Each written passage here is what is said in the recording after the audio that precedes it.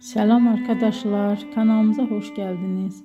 Bugün sizlere Türkiye'nin en tanınmış genç oyuncularından biri olan Hande Erçel'in hayat hikayesinden bahsedeceğim. Hande Erçel 24 Kasım 1993 tarihinde Türkiye'nin Balıkesir iline bağlı Bandırma şehrinde dünyaya geldi. Küçük yaşlarından itibaren sanatla ilgileniyordu ve yaratıcı alanlara karşı büyük bir merakı vardı. Daha sonra İstanbul'da Mimar Sinan Güzel Sanatlar Üniversitesi'nde eğitim aldı. Ama onun hayatında ilk adım oyunculuk değildi.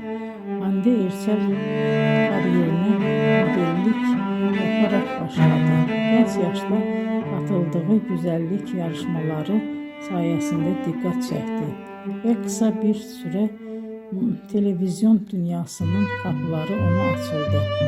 2015 yılında yayınlanan Güneşin Kızları dizisinde Selin karakterinin canlandırmasıyla geniş kitleler onu tanımaya başladı.